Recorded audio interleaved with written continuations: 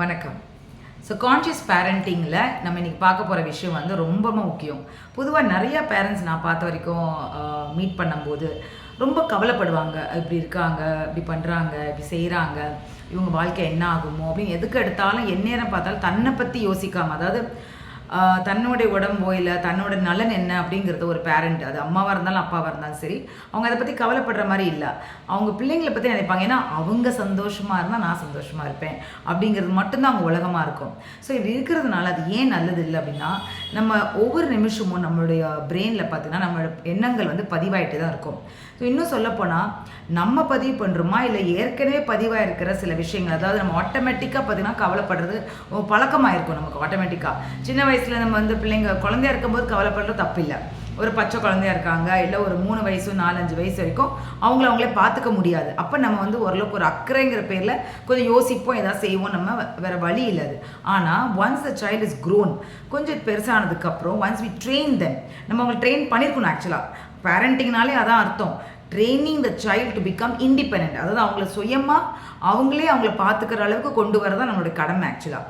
So நம்ம அதை பண்ணாமல் காலம் பூரா அவங்க கூடயே இருக்கிற மாதிரியும், அவங்கள ப்ரொடெக்ட் பண்ணி அவங்கள பாதுகாக்கணும், அவங்க நம்ம தான் பார்த்துக்கணும், ஒரு அம்மானா நான் இப்படி தான் இருக்கணும், சூப்பர் உமனாக இருக்கணும் அப்படின்னு நினச்சிட்டு என்ன பண்ணுறோன்னா, நம்ம கடைசி வரைக்கும் அவங்க கூட இருக்கணும்னு நினச்சிட்டு அவங்கள முழுக்க நம்மளை சார்புத்தன்மை அட்லீஸ்ட் நம்ம மேலே இல்லை, ஒரு அட்லீஸ்ட் அடுத்த ஹஸ்பண்ட் மேலே இல்லை அடுத்த பிள்ளைங்க மேலே, அந்த மாதிரி ஒரு பர்சனாலிட்டியை நம்ம உருவாக்குறோம். இல்லை ஒரேடியாக பார்த்தோன்னா டிட்டாச் ஆகிற மாதிரி ஒரு ஃபீலிங் வந்து வர்ற மாதிரி நம்ம உருவாக்கிறோம். ஏன் இப்படி நடக்குது அப்படின்னா, நம்ம என்ன ரிலேஷன்ஷிப் நம்ம குழந்தைங்கள வச்சுக்கோம் அப்படிங்கிறது எப்படி தீர்மானிக்கும் அப்படின்னா, நம்ம என்ன மாதிரி எண்ணங்களை நாளுக்கு நாள் கான்ஸ்டன்ட் பேசிஸில் டே பேசிஸில் what are we sending to them. இப்போ நான் வந்து இவங்களை பற்றி, என் பையனை பற்றி நினைக்கிறேன், ஐயோ என்ன செய்ய போகிறானோ தெரியல, இவனுக்கு என்ன வேலை கிடைக்குமோ தெரியல, இவன் என்ன செய்ய போகிறான், எப்படி இருக்க போகிறான்னு தெரியல, அப்படி நம்ம அந்த எண்ணங்களை கொண்டு வரும்பொழுது we are sending a negative vibes. So that what happens, அவங்கள சுற்றி இருக்கிற ஆரா, அதாவது ஒரு பயோ எலக்ட்ரிக் மேக்னெட்டிக் ஃபீல்டு நாங்கள் சொல்லுவோம். இந்த ஃபீல்டு வந்து எல்லாருக்குமே இருக்குது. இது வந்து நமக்கும் நம்ம யூனிவர்ஸுக்குள்ள தொடர்பு கொள்கிற ஒரு அம்சம் இது.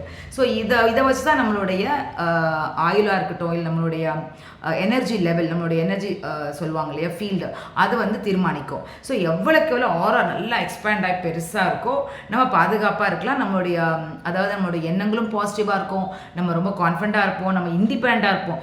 எது வேணுமோ, ஒரு தாய்மையோடைய ஒரு பேரண்டிங்கோட பர்பஸே பார்த்திங்கன்னா குழந்தைங்களை இண்டிபெண்ட் ஆக்குறது தான். ஸோ இந்த மாதிரி ஆரா பெருசாக இருக்கிறவங்களுக்கு இண்டிபெண்ட்டாக இருப்பாங்க, அவங்களே சுயமாக சிந்திப்பாங்க, அவங்களோட இன்னர் காம்பஸ் அப்படி இருக்கும். எல்லாருக்குமே வந்து ஒரு சுய இருக்கக்கூடிய ஒரு செல்ஃப் கைடன்ஸ், அதாவது ஒரு inner compass or we called as a inner guidance system அப்படின்னு ஒன்று இருக்குது எல்லாருக்கும்.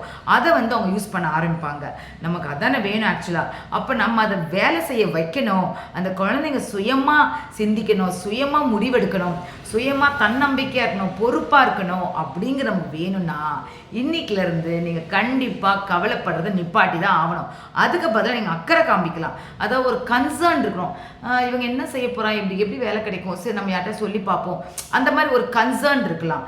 இல்லை நம்ம அக்செப்ட் பண்ணிக்கணும், ஓகே அவங்களுக்கு இந்த மாதிரி இருக்காங்க, சப்போஸ் கோபத்தில் இருக்காங்க, இல்லை ரொம்ப அவங்க கஷ்டப்படுறாங்க, ஏதோ just accept them for what they are.